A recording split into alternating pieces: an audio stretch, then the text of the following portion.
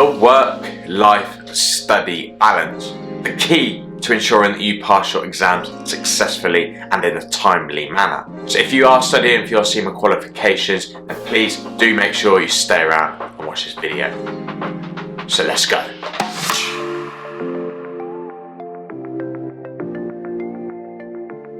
Hello and welcome back to my channel. My name's Craigo and I'm the founder here at Investing with Style.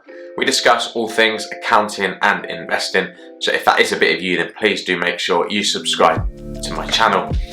Today we will be talking about accountancy qualifications and how you can maintain a healthy work-life study balance. I'm going to go ahead with my 6 top tips for ensuring you can achieve a successful work-life study balance. So in at number 1 is to set the expectations with your employer. It is very easy when working and studying alongside your full-time job to get stuck in the world of work and completely forget about your exams. I genuinely believe that I was able to achieve a successful work-life study balance by building in my aspirations of becoming fully qualified with my manager. My organisation are extremely supportive of studying towards your qualification, and I therefore ensured that my manager was aligned to the same page as me. When it came to having a discussion with my manager around taking on additional work and developing my capabilities, I made it clear that my number 1 priority at this moment in time was my CIMA exams. It is important that you have an amount of time available to you to study for your exams, which will give you the best opportunity of passing. And let's not forget, it is at the best interest of your employer to let you do that, because longer term you're going to be a more capable individual and offer the organisation far more than you can if you didn't do your CIMA qualification. My second top tip is to set goals and maintain a revision strategy.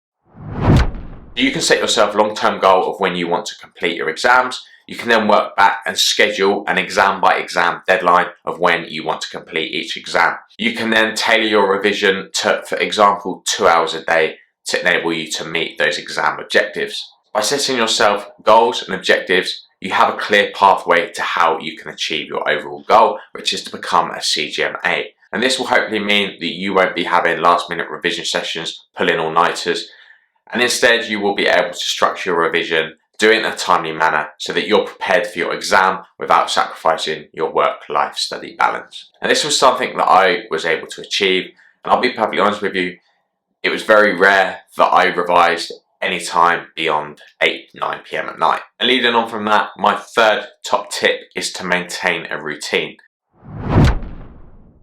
By this I mean get up in the morning at the same time, go to work or start work at the same time every day, which will allow you to leave work at the same time every day, and structure the amount of time that you need to revise into your routine.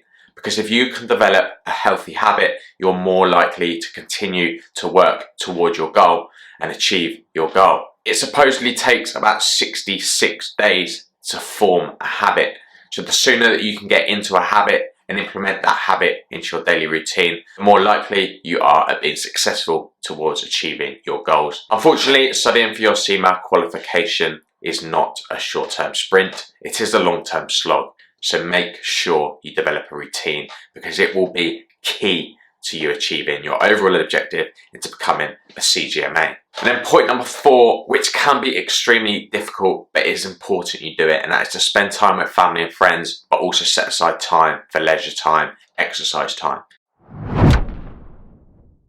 It is very easy when studying for your CIMA qualification to get stuck up in needing to revise and doing it as much as you can. If you don't set yourself time to see family and friends or exercise, you may be seeing a downward spiral in your physical and your mental health. Seeing a downward spiral in these 2 elements of your health can make the overall goal feel far harder than it should be. The types of things that I am thinking of is free up every Saturday evening so you can see family and friends. Schedule 2 to 3 gym sessions or exercise sessions a week into your routine. And just remember that something like a 20-minute run 3 times a week is perfect for your health. However, it's not going to take up hours, and it will still allow you the time that you need to study towards your exams. Again, like point 2 and 3, build this into your schedule and get into a routine. And of course, you're not always going to be able to be on the ball 100% of the time when it comes to exercising. But the more you can incorporate, you will feel a lot better and more positive towards your exam experience by doing so.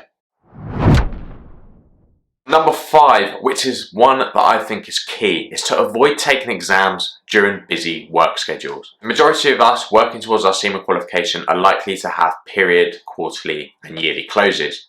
Avoid exams during those periods. The way I did it was I always gave myself 1 week off after a busy period like that. So if I wasn't able to get any revision in during that time because I had to work late for work, then I still had a week that I could flex my schedule and put in a bit more time where I required it. It's important to not put yourself under too much pressure, and the less pressure that you can put yourself under in an already intense experience, you're more likely to succeed in achieving your objectives. And then my 6th and final top tip when it comes to achieving your work-life study balance is to not rush your exams. CIMA has a fantastic process where you can schedule your exams anytime up to 48 hours before the time that you had booked your exam. So if you get to your exam and you aren't ready for your exam, then move it back a week to give you more time. I personally relied a lot on momentum, and if I'd failed an exam because I wasn't ready, then I would have lost that momentum. And although I never actually pushed an exam back, it was always at the back of my mind that if I needed more time, I could then push my exam back. And then some of you may be thinking, well, my employer wouldn't allow me to push my exam back within 48 hours at late notice.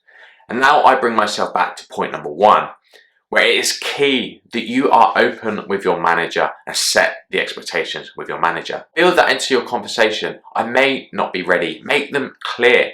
And if I'm not ready, can I sit my exam a week later? And I'm sure if you're open with that communication, then they will be more than happy to allow you to move your exam back a week so that you can sit your exam when you're ready and pass them first time. That is my 6 top tips to allowing you to finish and complete CIMA while maintaining a positive and healthy work-life study balance. I hope you enjoyed this video today and it provided some value to you. Please don't forget to, if you did like that video, to subscribe to my channel to see regular content, and please let me know if you would like me to cover any videos.